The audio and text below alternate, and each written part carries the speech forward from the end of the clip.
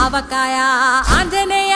కథ మొదలెట్టినాడు చూడారయ్యా శక్తినంతా కూడగట్టి చెట్టు దులిపినాడు అంజయ్య ఎర్ర